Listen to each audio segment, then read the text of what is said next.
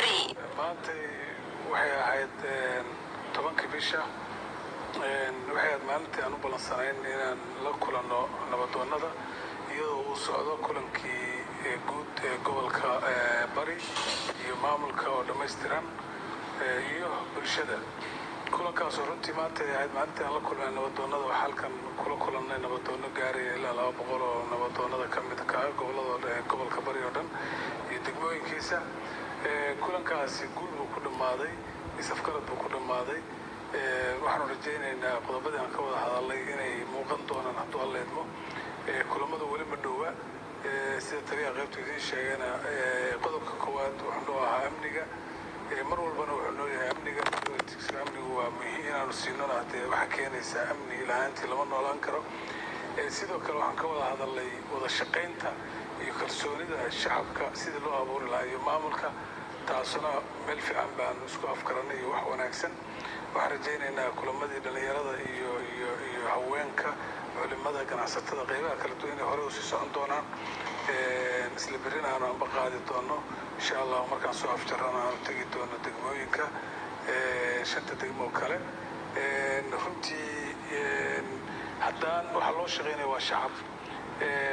haddaan shacabka kalsoonidiisii iyo maamulkiina wada shaqayna hadda shaqo badan ma jirayso. waxaa loo adeegaya wayaga, waxa nabadda loo sugaya wayaga, waxa horumarka loo sameynaya wayaga, waxa dariiqada loo sameynaya wayaga, waxa dekedaa loo sameynaya wayaga, waxa garoomada loo sameeyo wayaga, waa shacabka. dalku dal walba shacab buu leeyahay. marka shacabkiisu inay gartaan ahmiyadda ay leeyihiin horumarka loo wado iyo amnigu waa muhiim. kalsoonina la helo taas way tan ugu kaliftay inaan kalsoonida ka bilowno. insha allah waxaan rajaynaynaa inaan kalsooni buuxda ka helnay qaybihii hore aan la kulannay simada ay ugu horreeyeen. gudoomiyaha gobolka, ku-xigeenada, saraakiisha, siduwayaasha, odayaasha dhaqanka dhammaan waa salaamaya. sanaan kadib waxaan u qabanaynaa shirkan kulankii gudoomiyuhu uu diyaariyo nabadoonnada iyo gobolka ahaa, isagoo dhan walba oo taaban doona oo ugu horreeya amnigu iyo wada shaqaynta dhaqanka iyo oo soo socday maalmahan. aad baan u wada hadalnay, tusaale badan iyo wax isweydiin iyo wax isu sheeg badan gudoomiyaha gaari doona. laakiin waxaan ka hadli doonaa dhanka amniga. amnigu gobolka bari waa fiican yahay, wax dhiba kama jiraan, xaaladdu waa kala degan tahay.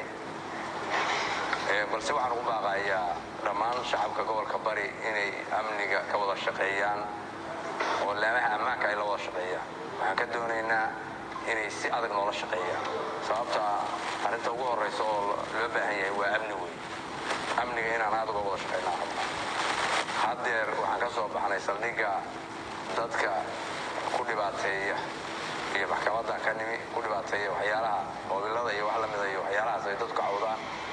dadku tv-ga caawa ka arki doonaan inaan kuwa badan soo bandhignay oo iyagoo qalabkoodii waxood yihiin iyo dadkii ku dacwoonayay kulli waan soo bandhignay. habeen iyo maalin inaan u taagana dadka inaan amnigooda ka shaqayno, diyaarna u nahay, gacmo furanna kusoo dhaweynayno, albaabadu u furan yihiin, wax noo sheegi karaan wixii dhiba oo amniga ku saabsan. waxaan leenahay aan wada shaqayno si dhaba wada